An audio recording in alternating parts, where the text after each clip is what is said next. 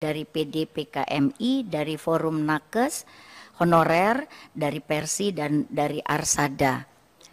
Harapan kami itu sebenarnya kita membicarakan hal yang sama. Hal yang sama kalau bicara kata Forum Nakes Honorer itu kami banyak.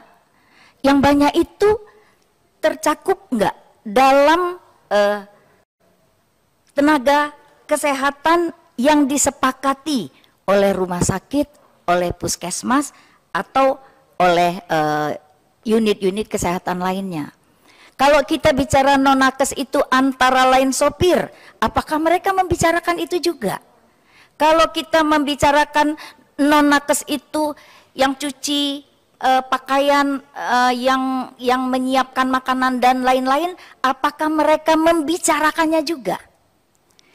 Karena yang kami lihat dari Arsada ini, SDMK di rumah sakit terdiri dari tenaga medis, tenaga kefarmasian, tenaga keperawatan, tenaga kesehatan lain, dan tenaga non-kesehatan. Ini datanya jelas. Disebutkan lagi 9 jenis tenaga kesehatan di Indonesia. 9 jenis saja yang disebut-sebut itu jumlahnya 1.971. Nah, apakah tenaga yang disebut-sebut ini termasuk juga dengan yang disebut oleh Forum Nakes Indonesia? Jadi kita ini sedang membicarakan hal yang sama atau tidak? Apakah ada mereka yang tertinggal dari pembicaraan ini atau tidak? Atau semua yang disebut-sebut ini adalah semua yang memang perlu kita bantu? Apakah nanti kalau zaman sekarang tuh ada istilah no one left behind. Tidak ada satu pun yang mengurus kesehatan ini yang tertinggal karena pembicaraan kita ini. Nah, untuk itu pernah duduk semejakah forum-forum ini? Pernah nggak duduk bersama memberikan jenis-jenis ketenaga kerjaan yang akan dituntaskan pada 2023? Itu pertama, jenis pekerjaannya. Kemudian status kepegawaiannya.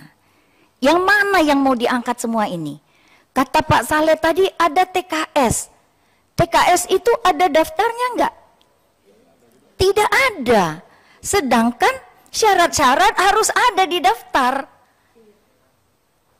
Nah, gimana kita memasukkan TKS ini ke dalam daftar? Itu pekerjaan lagi. Kalau enggak TKS akan tertinggal, apalagi yang harian lepas dan lain-lain yang sedang kita perjuangkan bersama ini. Jadi benahi dulu statusnya. Kemudian diusulkan oleh pemerintah daerah, provinsi, dan kabupaten kota. Apakah sudah berhadap-hadapan dengan pihak yang akan mengusulkan ini? Jangan-jangan belum pernah.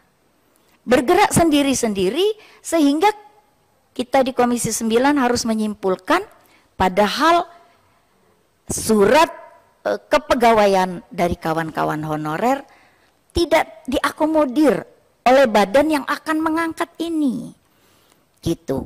Kalau tadi Pak Saleh Daulay sudah menjelaskan TKS berdasarkan kerohiman saja ya, berdasarkan kerohiman, lagi suka lagi rela maka ada upahnya, kalau tidak, tidak. Padahal kerjanya mati-matian.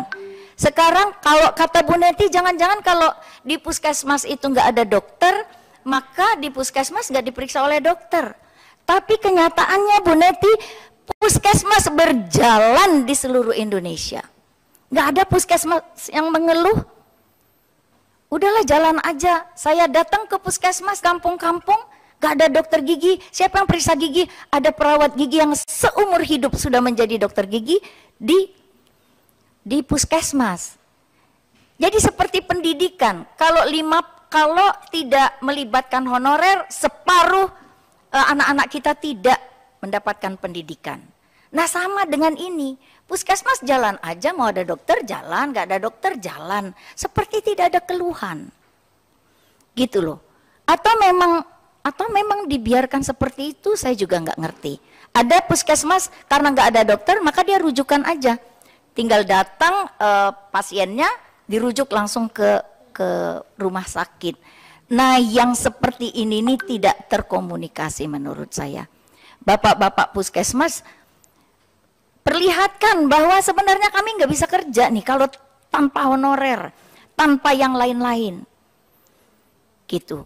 SDM di Kemenkes ini memang baru diatur, baru beberapa tahun ini masuk-masukin data yang kata Pak Edi tadi, kalau di pendidikan ada Dapodik, maka di Kemenkes ini baru dalam berapa tahun terakhir ini ada SDM ini diperhitungkan secara khusus.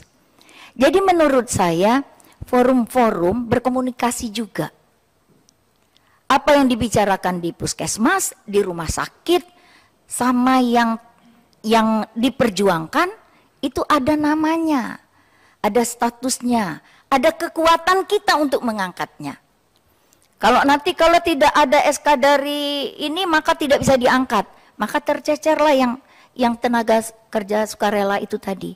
Padahal mereka bagian terbanyak dari kawan-kawan di puskesmas. Nah, jadi mohon yang sudah menjadi ketua-ketua forum ini mengangkat masalah itu juga, status-status ini. Karena yang akan mengangkat kita ini bukan honorer.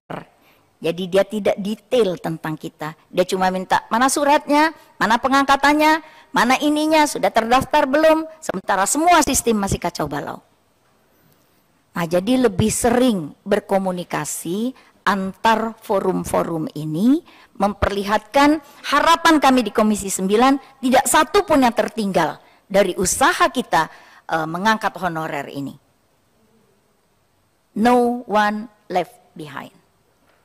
Kita akan semaksimal mungkin menyampaikan ke pemerintah daerah masing-masing, karena cuma mereka yang bisa mengusulkan kalau dalam aturan ke pemerintah daerah masing-masing untuk diusulkan.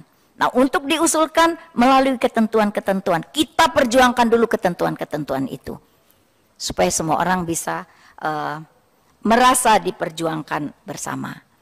Nah, itu yang menjadi concern kami, jenis pekerjaannya, status kepegawaiannya, dan diusulkan oleh pemerintah daerahnya. Kita berjuang dari bawah untuk masalah ini. Demikian Ketua, terima kasih. Assalamualaikum warahmatullahi wabarakatuh. Waalaikumsalam, terima kasih Bu Meliana. Selanjutnya kami berikan kesempatan ini kepada Pak Anas Tahir. Terima kasih. Assalamualaikum warahmatullahi wabarakatuh.